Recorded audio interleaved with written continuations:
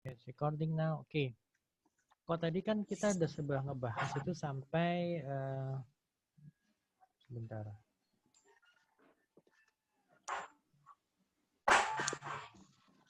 Sebentar. Oke.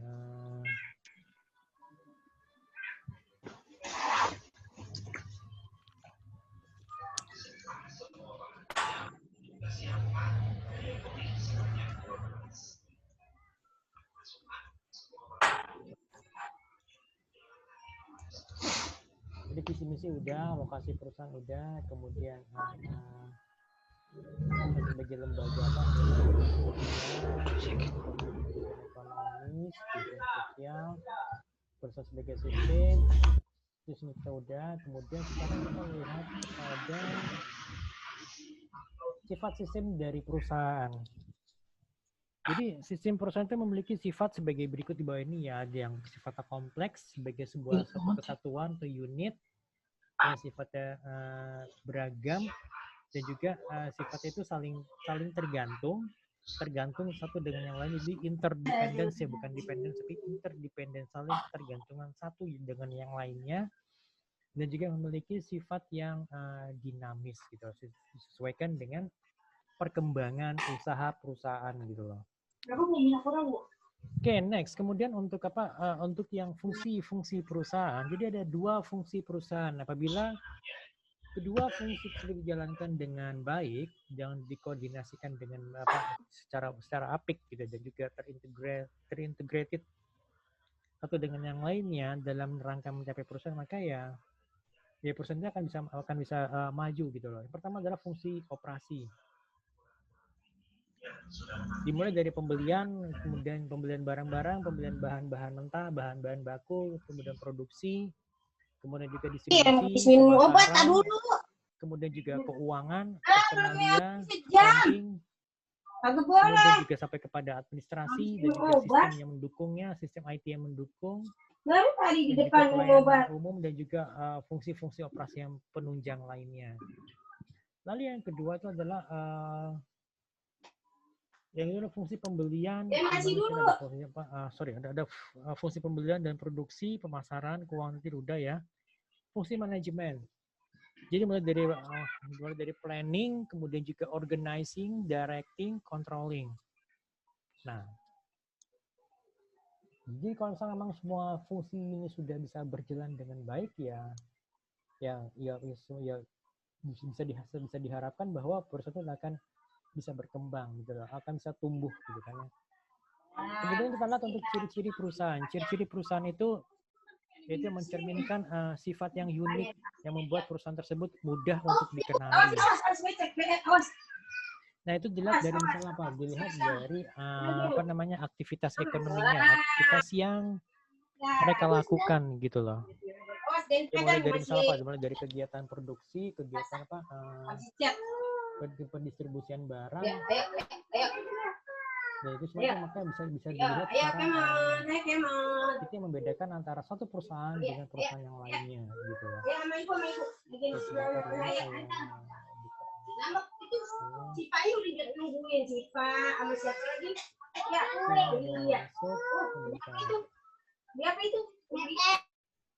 Oke. Ini udah pada masuk semua. Oke, gitu.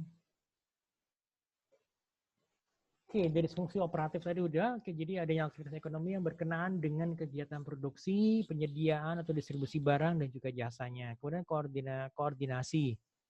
Diperlukan koordinasi oleh semua pihak agar bisa saling mendukung kegiatan satu dengan yang lainnya untuk bisa mencapai tujuan. Gitu. Nah, kemudian juga ada lagi ciri-ciri perusahaan yang cukup krusial adalah mengenai sifat yang dinamis. Apa? Karena lingkungan perusahaan itu yang selalu berubah. Karena itu ya perusahaan harus mampu untuk bisa mengikuti dan menyesuaikan diri terhadap perubahan. Oke, saya mau coba sedikit lebih banyak bicara mengenai perubahan ini ya. Oke. Saya share screen. Here we go.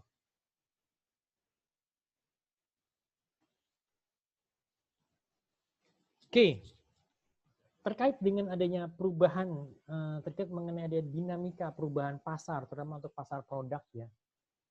Jadi kita perlu mengetahui situasi yang ada di pasar sekalipun kita berada di tengah kekacauan. Serta situasi pasar itu kacau gitu loh, kalau dalam kondisi pandemik gitu kan ya. Kemudian daya beli masyarakat yang menurun, ya kan. Kemudian juga banyak tempat yang ditutup karena terkait mengenai PSBB, ya kan, atau lockdown. Terus juga apalagi masyarakat itu atau konsumen yang lebih memilih untuk berdiam di rumah kayak karena supaya menghindari terjangkitnya virus COVID-19 gitu kan ya. Nah, seperti itu. Jadi pasar itu bergejolak, kacau gitu loh. Waduh, ini kita nggak tahu bagaimana pergerakan kompetitor, kita nggak tahu bagaimana konsumen itu bisa membeli produk kita, ya kan. Apalagi misal kayak mall atau pas lagi yang PSBB pertama itu kan yang mall ditutup, ya kan. Karyawan diharuskan untuk bekerja di rumah, ya kita juga belajar di rumah gitu kan. Sehingga aktivitas atau roda perekonomian itu nyaris terhenti gitu loh, ya kan. Maka sini ada istilah yang dipinjam dari Angkatan Darat Amerika Serikat atau US Army ya, dalam menghadapi situasi yang paling ekstrim yang disebut dengan VUCA, atau jadi ada 4 elemen. Jadi VUCA itu pertama adalah volatile. Jadi volatile itu ya situasi itu kacau gitu, kita nggak jelas gitu kan. Kemudian yang kedua itu adalah uncertainty, tidak pasti. Jadi ini pasarnya nggak pasti, ini sih gimana sih ke depannya, gimana sih gitu kan, serba tidak pasti. Lalu yang ketiga itu adalah chaos. Sorry, itu bukan chaos, itu kompleks itu. Jadi situasi kompleks banget, bingung gitu loh. Dan juga akhirnya yang terakhir ya, yang terakhir adalah ambiguity, kebingung gitu loh. Oke, kita lihat yang pertama, satu persatu kita bahas. Volatility and change. Jadi terhadap perubahan ini ya perusahaan tuh harus bisa responsif, harus bisa bersifat responsif terhadap perubahan. Karena apa? Karena perubahan ini seringkali menjadi sebuah kunci untuk pertumbuhan ke depan gitu loh. Ya, terutama apabila perubahan ini bisa membawa pada perubahan yang lebih baik, pada perubahan yang lebih besar dalam industri atau lingkungan sekitar perusahaan kita. Sebagai contoh, misalnya pengaruh teknologi digital dalam dunia bisnis, ya kan. Ya, dengan adanya pandemi seperti sekarang ini, kita kan dipaksa untuk bisa menerapkan teknologi dalam kehidupan kita kan. Ya, belanja online gitu kan ya, kemudian sekolah online, ya pembelajaran jarak jauh kan ya, baik kita menggunakan Zoom atau menggunakan misalnya menggunakan LMS, Learning Management System gitu kan. Nah, seperti itu gitu loh. Ya, kemudian juga ya orang juga bekerja secara daring by online. Ya, misalnya dengan menggunakan email, dengan menggunakan WhatsApp, dengan menggunakan aplikasi Zoom, ya kan, kita bisa mengakses data kita yang di server kantor melalui yang sementara kita berada di rumah, atau hal tersebut dimungkinkan dengan adanya perkembangan teknologi digital gitu ya di dunia bisnis gitu kan. Teknologi ini berpengaruh besar terhadap perilaku konsumen, pasti.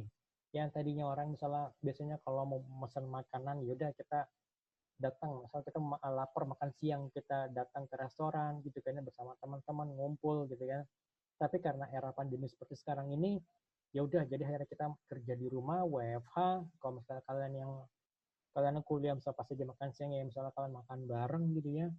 Tapi karena kuliah online, ya udah berarti kita berada di rumah masing-masing, dan itu pasti akan merubah perilaku kita gitu loh. Dan juga ini pasti akan merubah peta kompetisi, ya kan. Tapi sayangnya di sini banyak perusahaan-perusahaan besar yang jadi akhirnya tergagap-gagap untuk bisa berubah gitu.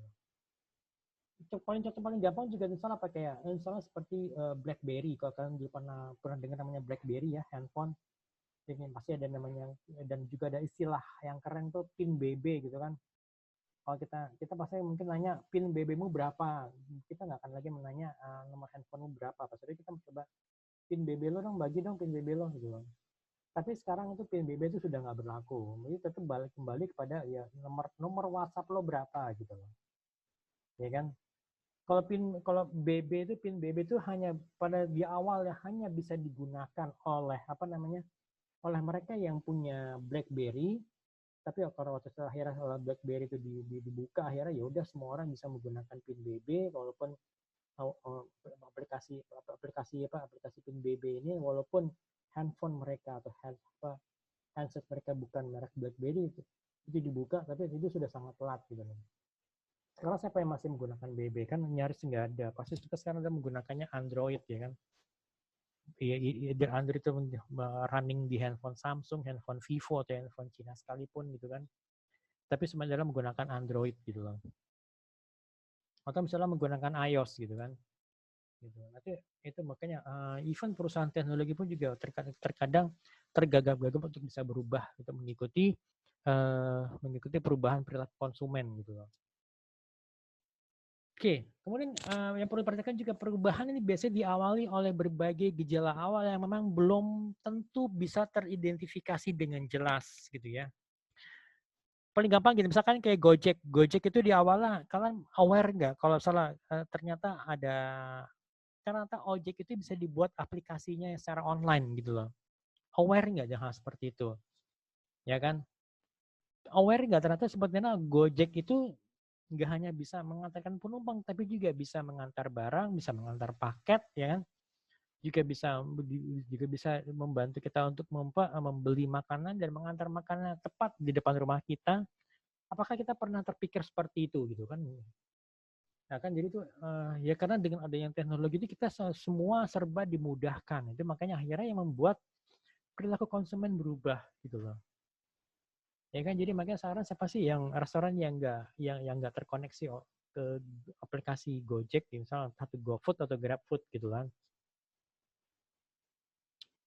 Gitu. Lalu yang kedua, uncertainty in competitor. Jadi ya sifat ketidakpastian. Kalau volatile itu bergejolak gitu kan. Kalau uncertainty itu sifatnya itu tidak pasti ya. Pastinya kan juga kita setiap hari menghadapi kompetensi ya, kompetisi, persaingan. Di tingkat global itu ya antar negara ya, antar salah kita dengan Malaysia gitu kan ya. Atau mungkin juga kita dengan Singapura, makanya ada yang disebut dengan namanya competitive advantage atau keunggulan kompetitif. Jadi keunggulan dari sumber daya manusia kita dibandingkan sumber daya manusianya si Malaysia atau Singapura, siapa sih yang lebih baik gitu kan tuh. Itu kan merupakan kompetisi gitu loh.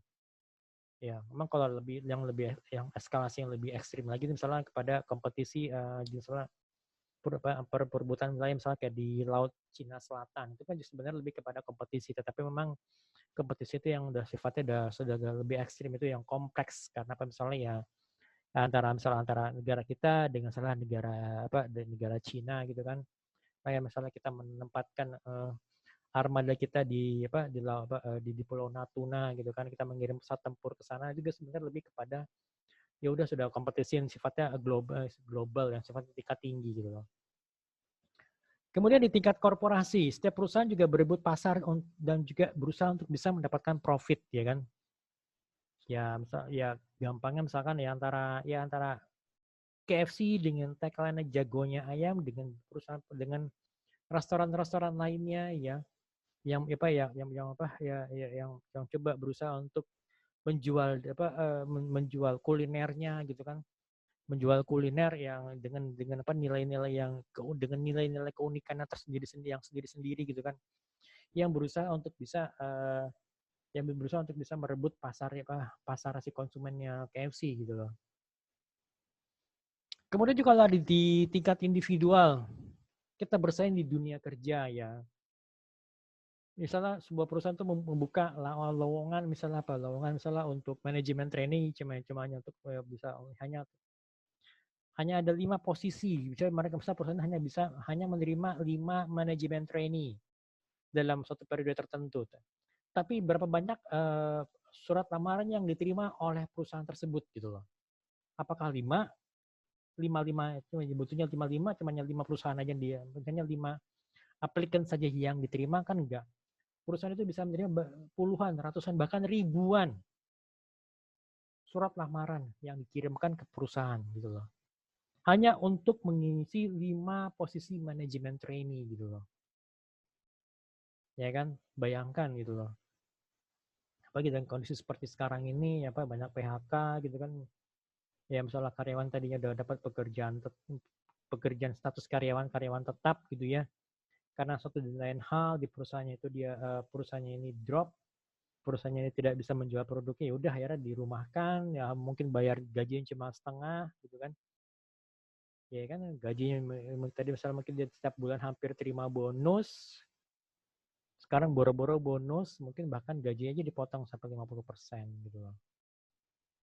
Ya kan seperti itu. Kemudian juga ya kita bersaing di dunia kerja, ya bahkan juga di dunia sosial, ya kan. Ya siapa sih nggak punya Instagram saat ini? Apa yang kita lakukan di Instagram? Apa yang kita upload di Instagram gitu kan? Mungkin saya mungkin di Instagram itu kita terlihat lebih Terlihat lebih lebih ya lebih cantik mungkin, atau lebih lebih dari yang lebih lebih dari yang ya dari kondisi sebenarnya gitu kan ya. Ya kan? Nah, itu merupakan juga sebenarnya kompetisi dalam dunia sosial gitu loh, dan juga bahkan mungkin di lingkungan terdekat kita, di lingkungan di lingkungan tetangga atau lingkungan kantor gitu kan. Kemudian juga kompetisi akan selalu mengancam kondisi yang ada yang kita jalani saat ini gitu, terutama apabila kita lengah, ya udah pasti ya kita akan dilibas oleh kompetitor. Jadi sebenarnya sih hanya dengan kompetisi kita justru harus terpacu untuk bisa berkembang lebih baik lagi gitu loh. Ya, kompetisi itu memang memberikan dampak buruk, tetapi juga memberikan dampak atau efek yang baik buat kita, buat perusahaan kita. Karena apa? Karena dengan kompetisi kita bisa selalu menghadapi berbagai ketidakpastian. Kita harus selalu siap untuk bisa menghadapi berbagai hal-hal yang sifatnya tidak pasti gitu. Next, complexity in customer. Salah satu hal yang paling dinamis dalam dunia pemasaran dan bisnis adalah perilaku konsumen. Perilaku konsumen saat ini pasti akan berbeda dengan perilaku konsumen 1 tahun yang lalu, gitu kan? Ya mungkin pada satu tahun yang lalu, di mana di akhir tahun biasanya kalau mall gitu ya atau pusat-pusat perbelanjaan sudah mulai jor-joran untuk memberikan diskon atau sale gitu ya, atau memberikan event midnight sale gitu kan ya, belanja sampai tengah malam, ya semakin banyak belanjanya semakin gede diskonnya gitu kan. Tapi kita lihat apa yang terjadi tahun ini gitu loh. Memang ada saya juga pernah dengar ada satu mall yang memang dia mengadakan midnight sale, tapi dia malah mengadakannya live di YouTube gitu loh. Ya kan, jadi ada yang berubah gitu kan.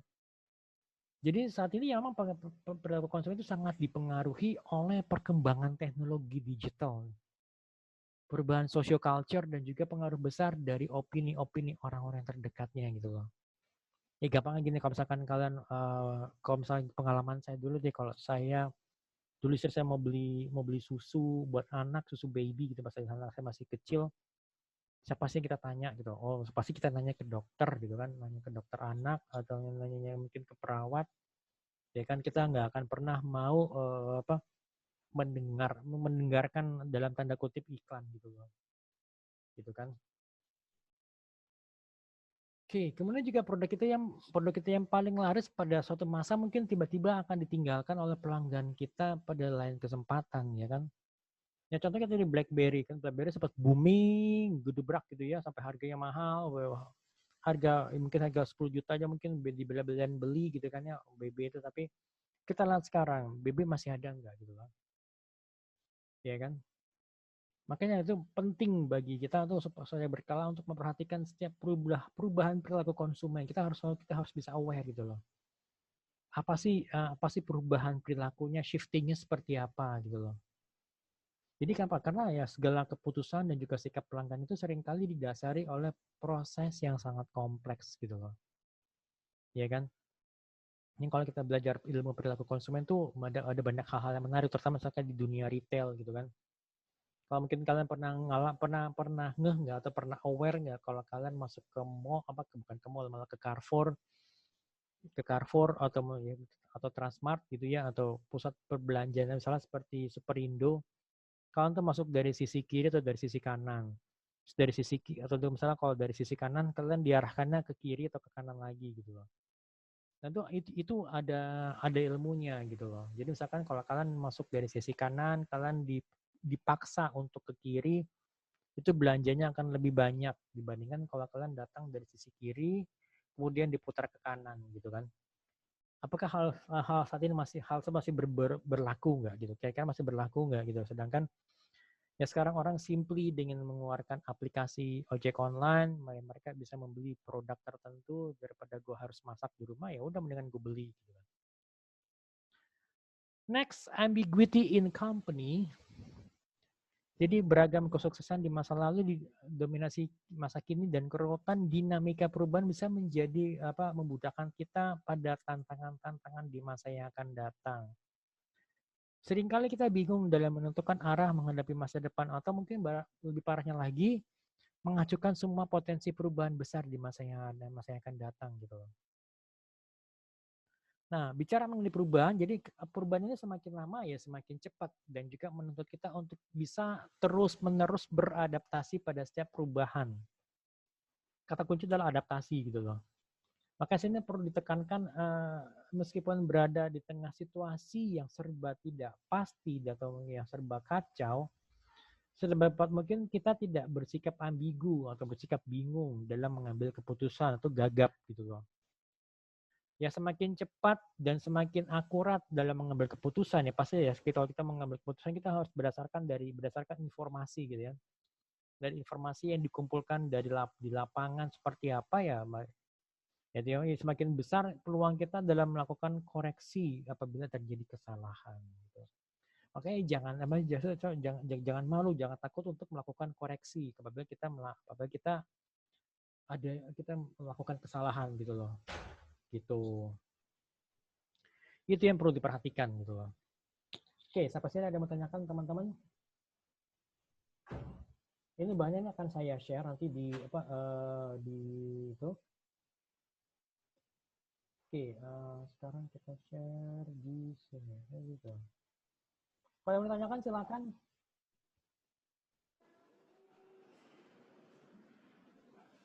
Oke, bahan ini akan saya share, kemudian juga ini rekaman akan saya upload seperti biasa di YouTube. Oke, itu ya ini beberapa ciri-ciri ya. Lingkungan perusahaan ada beberapa ya, lingkungan internal dan eksternal. Di lingkungan internal pun juga eksternal dibagi dua, eksternal sifatnya mikro dan juga eksternal sifatnya makro. Nah, gampangnya kalau lingkungan eksternal makro itu kalau kalian mungkin pernah dengar namanya Volkswagen Hankam nggak maksud sih, politik, kemudian ekonomi, sosial, budaya ini loh. Ya kan Volkswagen sebutnya gitu loh. Oke, itu lingkungan eksternal, lingkungan internal ya ada tenaga kerja, ada peralatan, permodalan, kemudian bahan mentah, bahan baku, dan bahan jadi. Oke. Pastinya ada menanyakan teman-teman silakan, bahan sudah habis dan juga besok ya kita ada mata kuliah tambahan, tapi itu akan saya akan upload bahannya di YouTube, jadi kalian bisa absen dari jam 8 sampai jam 8 sampai jam 9 lah gitu loh. Oke ya teman-teman ya, ada yang menanyakan silakan. Silakan kalau ada menanyakan, monggo. Ini sebenarnya saya absen dulu.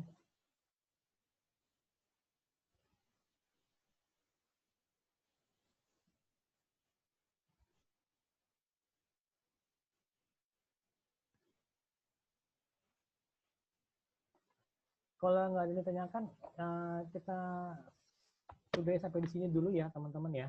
Kalau gitu ya. Ini bahan-bahannya akan saya upload nanti di YouTube. Kemudian juga untuk yang file PowerPoint-nya akan saya share di WhatsApp group ya. Untuk kalian, jadi nanti kalian bisa coba review lagi bahan-bahannya dari situ gitu ya. Oke, sampai sini ada yang ditanyakan. Kalau nggak ada, Sampai kita ketemu lagi besok di YouTube. Terima kasih banyak semuanya teman-temannya. Oke, assalamualaikum warahmatullahi wabarakatuh. Waalaikumsalam warahmatullahi